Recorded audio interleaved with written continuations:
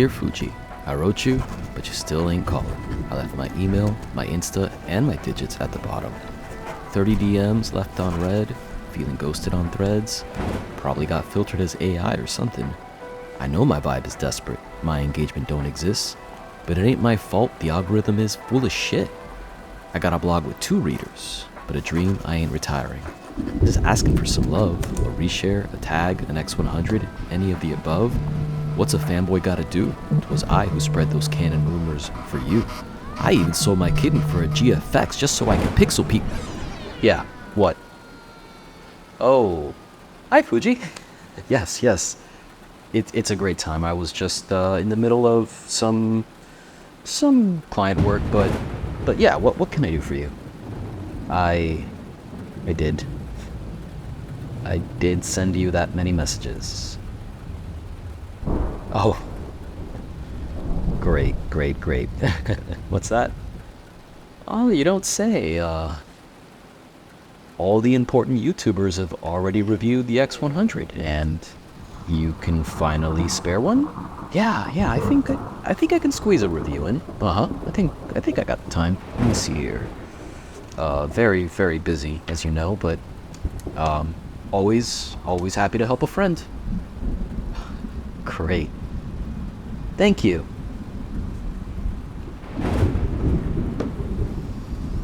Yes. Yeah.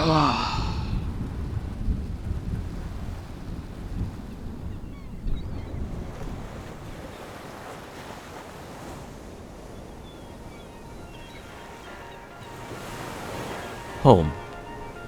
The search for it has mirrored the eternity I spent playing Super Mario as a kid jacked up on anxiety and pixie sticks, hopping through levels only to have the talking mushroom inform you that the princess is in yet another castle. Is it a sanctuary? Or just a place to sleep and store the shit you collect along the way? The less we say about it, the better. Make it up as we go along. Feet on the ground, head in the sky. I've got plenty of time. Miami, I couldn't wait to leave you. But your tide has dragged me back for a pit stop. Back to the stormy shores of existential angst wrapped in Art Deco and imported sand. We haven't always gotten along, you and I. You are a vapid hive of corruption, popping bottles over your kingdom of inflated real estate and overhyped restaurants, while your subjects melt within seconds of leaving their homes. And I was an alien, failing to impersonate a human who gives a damn. Couldn't be bothered to care about the Dolphins, leasing a 6 Series, and I had the nerve to obey traffic laws while listening to a playlist featuring more Bob Dylan than Pitbull. But hey, we've both come such a long way since, so let me give you your flowers. Your canopy of incoming skyscrapers is gonna be great for my business. You're fun, your waters are warm enough to swim in, and your parks aren't littered with tents and needles. You're a major tax haven. You gave me a runway to own my weirdness, and you shelter those that I love. Though you're no New York or Paris, you give your art scene a real college effort, even if you're only here for the after parties. But I wish that passion was reflected in the rates you're willing to pay the artists who bravely gentrify your neighborhoods. You'll never be a rose-tinted paradise. At best, a muggy prop of a city for influencers, tech bros, and money launderers. You can't even protect croquetas from inflation. I mean, $1.50 a pop? Are you kidding me? In my day, I need to chill. It's a new day, and life finds a way. You'll never feel like home, and that's okay. Neither does the place of my actual birth. But I owe you for inspiring me to reconnect with it as well, and I can fill my heart with love and gratitude for you both. For home is not about blood and lineage. It's not a city of angels or a dream house on the coast. Home, like art, is whatever you can get away with. We're free to search for it without the pressure of what it needs to be. It's dangerous business going out your door. You step onto the road, and there's no knowing where you might be swept off to. So maybe home can be a swift kick in the ass to get you moving and give you the courage to cosplay in public. It's wherever you need to be to grow into the best version of yourself. Home is where I want to be. But I guess I'm already there. I come home, she lifted up her wings. I guess that this must be the place.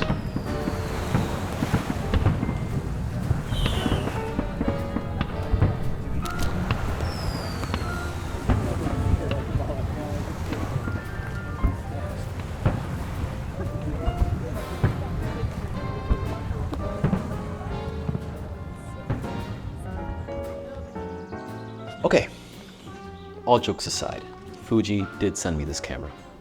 I do not get to keep it. They don't have any say in this review, and they have no idea what I'm up to. That being said, I have no idea why I'm reviewing this camera, why they sent it to me. I am like the worst person to be evaluating a camera like this because it's not for me. And that's not an indictment on the camera, quite the opposite. Because I actually really like it, and I actually had an amazing time shooting with it, and I don't want to give it back. So that does say a lot, right? You know, I have a couple of things here for reasons why I'm not the best person to review this camera. Most notably, I mostly shoot on a tripod. I shoot architecture. Architecture is slow, fidgeting around, getting like a handful of shots a day, waiting, lots of waiting when you're shooting architecture. And obviously this is a fire from the hip, you know, capture the moment in its essence, in all its raw glory, I guess, type of camera. That is the raw glory of my shoulder, which likes to do that in my old age. I don't really shoot straight out of camera JPEGs. I think Fuji, out of all the cameras, do have the best straight out of camera colors, but I don't care, because I like to have precise control over the output of my images. So all the recipes and all the customization, all that stuff, I really could care less about.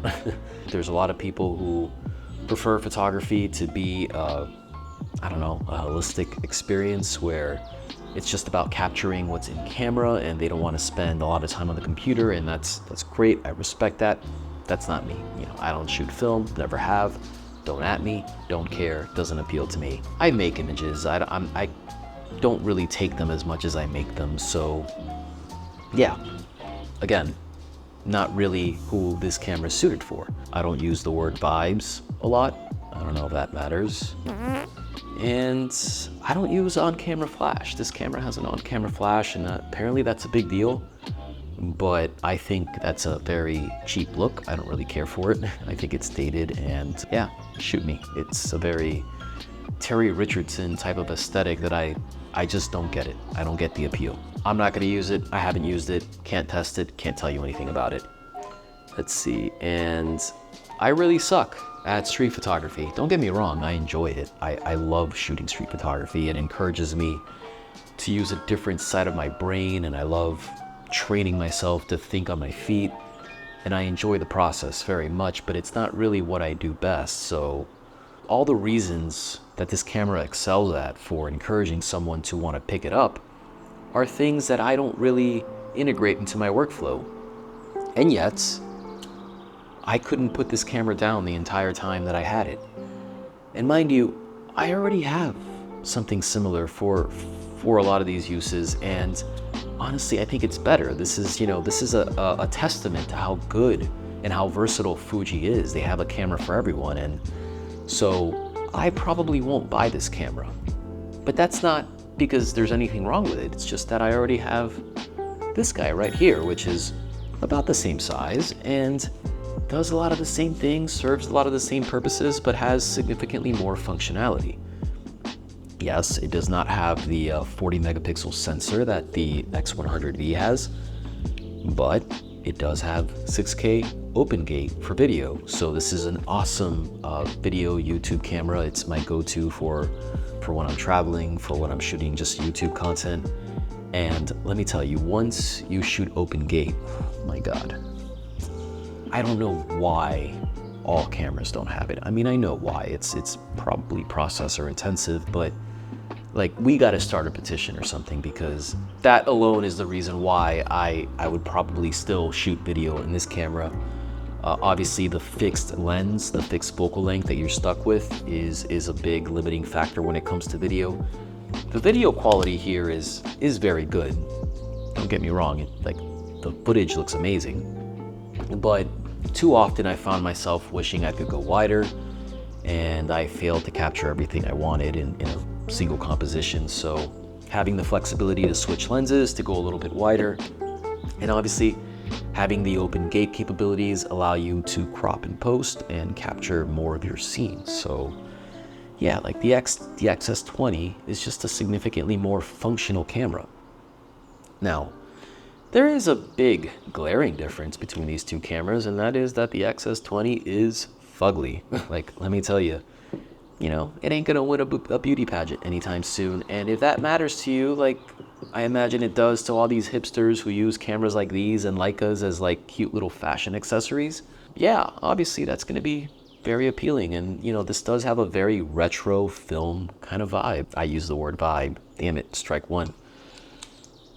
I did get stopped quite a few times by people asking if this is a film camera. So obviously the aesthetic adds to the overall appeal, I guess, the identity of somebody who would use this camera. I will tell you, as a prop in a photo, I would rather use this than this, because the 40 megapixel sensor, the reason why you would upgrade to this camera is both amazing, it has awesome image quality, but it's also kind of unnecessary, and at times it gets in the way of the shooting experience, and I'll elaborate. I don't need these little point and shoot cameras. I guess they're not really point and shoots, but you know what I mean. I don't need these to be my GFX. When it comes to the GFX, I accept a certain tolerance of, you know, a little lag, a little slow, the buffer is not always gonna be up to speed.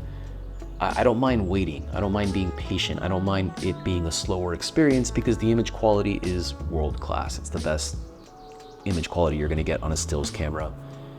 And I don't necessarily need these cameras to have that. And so the way I use a camera like this is, you know, capturing content as it happens. And so I'm constantly switching between photos and video. I want to take photos, and then I want to get a clip of this for the edit, for the YouTube stuff, for the reel, whatever. And when you're firing away with the X100, very often, even with a fast card inside, the buffer has to catch up. You have to wait. So you can't even switch to video mode.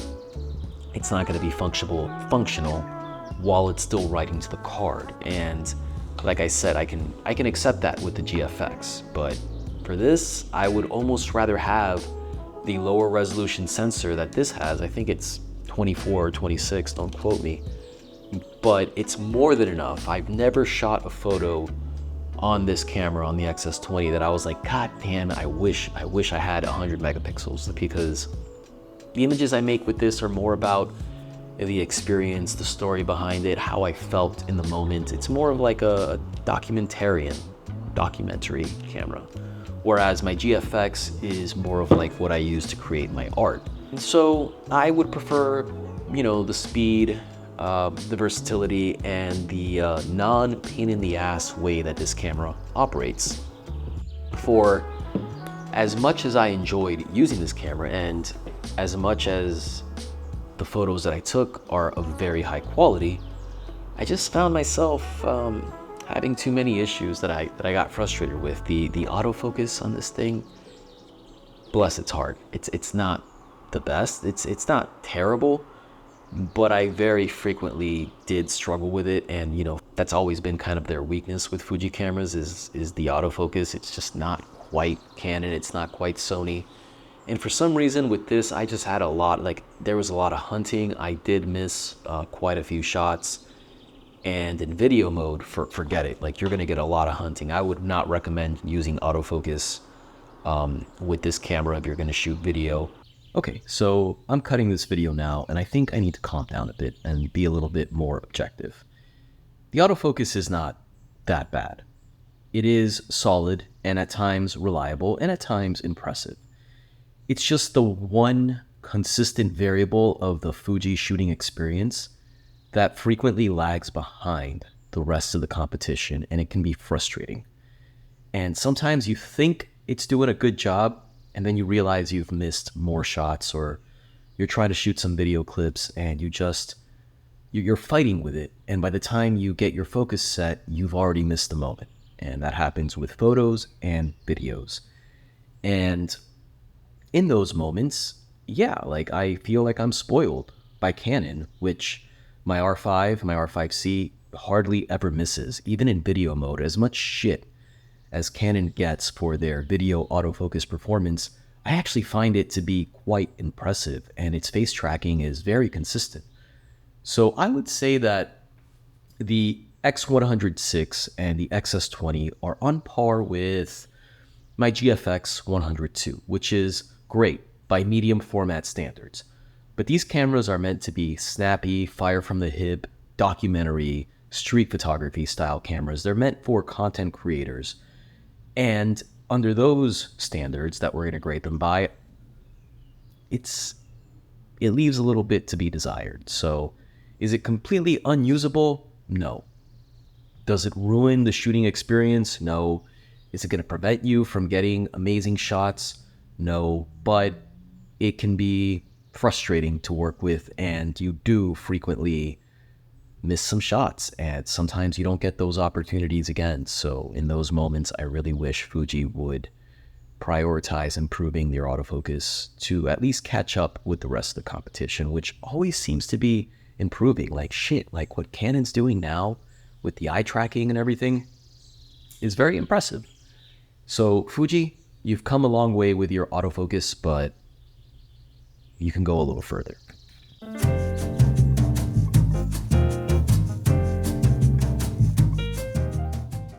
One other thing to consider. Fuji gear, I am sorry to say, is not meant for the tropics, at least not their prosumer stuff. I didn't bring the GFX because I didn't feel like carrying the weight, given all the walking I'd be doing, and I don't know, was feeling a little lazy. So I brought the R5 and the XS20, and it's 8 in the morning, and the XS20 is baking. It's already overheating. I have been getting overheating warnings the entire trip, so I've had to take breaks here and there from filming with it. I've predominantly shot most of the video and a lot of the photos with that camera on this trip. And yeah, today, like finally caved. I guess it needs some Gatorade. Shit, I'm overheating and it's only 8 in the morning and I'm already fucking baking. So, you know, it's just physics. Just physics, guys. Wow. I need a drink. Water. It is just physics. Like, those bodies are tiny. They don't have any kind of ventilation, so there's nowhere for the heat to dissipate. So they just, you know, curate, bake, like literally like ovens. It was bound to happen. Honestly, I'm surprised it didn't happen sooner. So even without the professional weather management that these cameras lack, these little cameras, they still went a long way. So I still got most of what I needed to. So with all that being said, I still very much enjoyed using this camera and I don't want to give it back to Fuji. Unfortunately, they have my credit card and this review has to remain unbiased, so I don't get to keep the camera. But despite all the issues, I still had a lot of fun shooting with it. This camera, it makes me want to take it. I had it with me pretty much anytime I left the house, the entire time I had it. And that is saying something, because obviously the more you practice, the more you carry a camera with you, the more art you're going to create.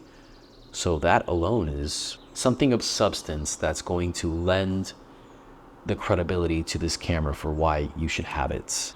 Yeah, it's pretty much just got the image quality of a flagship camera in just a more limited body. I say limited in a good way. Like, obviously a fixed lens camera does have its drawbacks, but it does force you to use a more creative side of your brain. When you are intentionally limiting yourself, you have to get creative, as you know, some of my clients like to say. So yeah, it doesn't tick every box that someone like me would want in a camera, but I still want it. Am I gonna buy it? Probably not, but that doesn't mean that you shouldn't. If you are somebody for whom all of these things that I mentioned earlier matter, and if they fit into your preferred workflow, I think you're going to be very happy with this camera.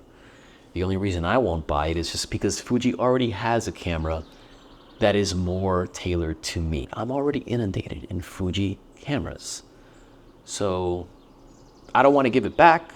I'm probably not going to buy it because I'm not made of money. But I think you should if you are the type of person who enjoys the kind of workflow that this camera encourages. I think that about covers it. Thank you so much for tuning in. I'll see you next time.